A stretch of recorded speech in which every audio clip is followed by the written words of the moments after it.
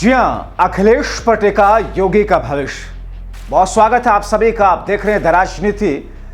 मैं हूं जब्बार खान, खबर और विश्लेषण के साथ। दोस्तों, मेरे पीछे स्क्रीन पर आप इन दो चेहरों को देख रहे हैं। एक उत्तर प्रदेश के मुख्यमंत्री योगी आदित्यनाथ हैं और दूसरे हैं समाजवादी पार्टी के अध्यक्ष और उत्तर प्रदेश के पूर्व मुख्यमंत्री अखिलेश यादव।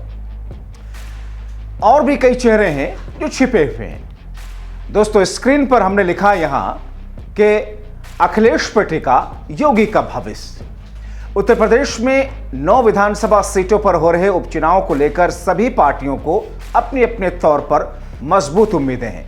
सभी पार्टियों के सर्वे सर्वा को न सिर्फ उम्मीद बल्कि यकीन है कि वो जीतने जा रहे हैं। सबके अपने अपने दावे भी हैं। जीत के बाद तो बल्ले बल्ले होगी, सब सोच रहे हैं, लेकिन हार के भी कौन जीत की राह पर आगे बढ़ेगा, इन नेताओं की दृष्टि से किस पर सटीक बैठता है, यही देखने वाली बात है।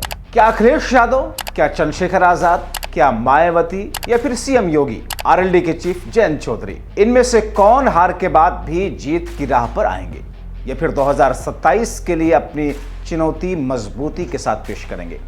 हम इसे समझने का प्रयास करते हैं। दोस्तों, 20 नवंबर को उत्तर प्रदेश के 9 विधानसभा सीटों पर होने वाले उपचुनाव से न सत्ता का खेल बनने वाला है और न ही बिगड़ने वाला, लेकिन इतना तो तय है, यूपी में उपचुनाव में पूर्वांचल से लेकर के अवध, ब्रज, पश्चिमी यूपी तक की सीटें इसमें शामिल हैं, जिसकी वजह से 2027 में होने वाले विधानसभा चुनाव का इसको सेमीफाइनल कहा जा रहा।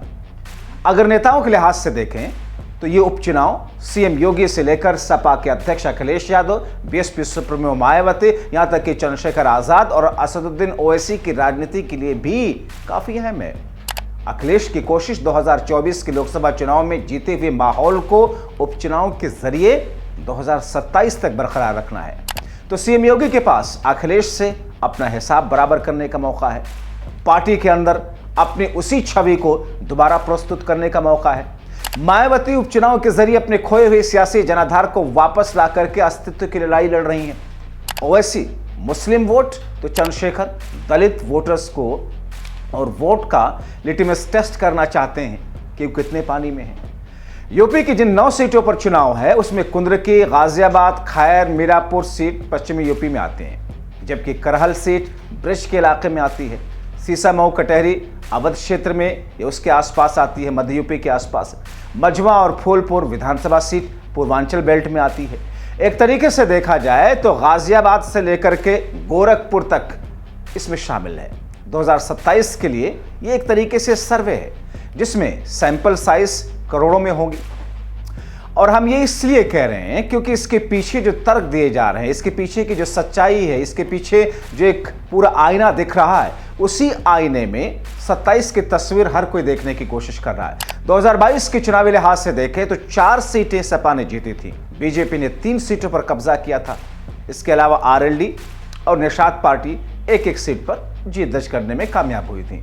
अगर सीएम योगी इस उपचुनाव में बीजेपी का शानदार प्रदर्शन करवाने में कामयाब होते हैं तो फिर बीजेपी में उनके लिए बल्ले बल्ले वाली स्थिति होगी। उपचुनाव बीजेपी जीतती है या फिर हारती है, दोनों का क्रेडिट सीएम योगी आदित्यनाथ के हिस्से में होगा। लोकसभा चुनाव में मिली मात के बाद बीजेपी किसी भी सूरत में उपचुनाव गंवाना नहीं चाहती। अभी उपचुनाव बीजेपी के लिए कितना अहम है, इसे कुछ इस तरीके से समझ सकते हैं। बीजेपी ने इस बार लोकसभा चुनाव से हटकर अलग रणनीति अपनाई। बीजेपी ने 5 ओबीसी, 2 ब्राह्मण, 1 दलित, 1 ठाकुर प्रत्याशी मैदान में उतारा। गठबंधन ने पिछड़ा वर्ग में सभी जातियों को साधने की कोशिश की। अगर इतना सब करने के बावजूद सीएम योगी की अगुवाई में बीजेपी की रणनीति फेल हो जाती है तो यकीन मानिए अखिलेश यादव जो दावा करते हैं इस उपचुनाव के बाद योगी की राजनीति से आउट होंगे, वैसा माहौल बन जाएगा। उपचुनाव में हार योगी की राजनीति के लिए फायदेमंद तो नहीं होगी। वहीं जयंत चौधरी की परीक्षा भले ही मीरापुर विधानसभा सीट पर है, लेकिन जाट वोटर को बीजेपी के पक्ष में ट्रांसफर कराने की एक बड़ी चुनौती और बड़ा चैलेंज उनके सामने है। 2022 के विधानसभा चुनाव में मीरापुर सीट सपा के समर्थन से आरएलडी जीतने में कामयाब रही थी, लेकिन इस बार आरएलडी का बीजेपी के साथ गठबंधन है। मीरापुर में जयंत ने जिस तरीके से और गुर्जर के बजाय पाल समुदाय के प्रत्याशी को उतारकर सियासी प्रयोग किया, उसके चलते आरएलडी के लिए ये मुकाबला आसान नहीं है। मीरापुर सीट पर आरएलडी प्रमुख जयंत चौधरी के खुद को साबित करने का चैलेंज है। तो खैर और कुंद्र सीट पर जाट वोटरों को बीजेपी के पक्ष में कराने की एक बड़ी चुनौती। अगर जयंत ऐसा नहीं कर पाते हैं तो फिर बीजेपी उन्हें कितना भाव देगी, ये देखने लायक होगा। दोस्तों अब बात करते हैं सपा अध्यक्ष अखिलेश यादव के लिए ये उपचुनाव कितना अहम है। 2022 के विधानसभा चुनाव में 9 में से 4 सीटों पर सपा ने कब्जा किया था। 1 सीट सपा ने अपने गठबंधन को जितवाया था, आरएलडी को। इस उपचुनाव में सपा ने पीडीए फॉर्मूले को दोहराते हुए 4 मुस्लिम, 3 ओबीसी, 2 दलित उम्मीदवार उतारे। सपा ने किसी भी सवर्ण समाज को यूपी उपचुनाव में टिकट नहीं दिया। सपा इस रणनीति से लोकसभा चुनाव की जंग फतेह कर चुकी है। अखिलेश यादव के लिए पीडीए फॉर्मूले को धार देने के साथ साथ 2027 के लिए माहौल बनाने का मौका है। अखिलेश यादव के लिए उपचुनाव में 4 सीटें करहल, कटेहरी, सीसामऊ, कुंद्रकी पर अपना दबदबा बनाए रखने की चुनौती है।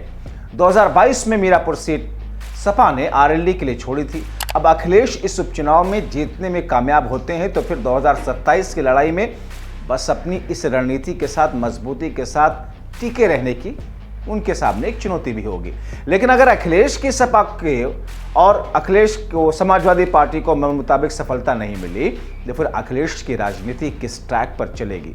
दोस्तों ऐसी स्थिति में अखिलेश को बीजेपी से लड़ने के लिए मूल्यांकन करने का मौका मिलेगा। 2027 के लिए फिर अखिलेश की ओर से एक और प्रयोग देखने को मिलेगा। पीडीए फॉर्मूला नेक्स्ट लेवल की ओर जाएगा क्योंकि अखिलेश के साथ योगी वाली स्थिति नहीं है। तभी तो मैं कह रहा हूं हारेंगे तो भी जीत होगी क्योंकि अखिलेश के पास 27 का लक्ष्य होगा, जबकि योगी हार गए तो यूपी की राजनीति में सपा के मुकाबला और समाजवादी पार्टी से 2-2 हाथ करने के लिए बीजेपी की ओर से कोई नया चेहरा आ सकता है।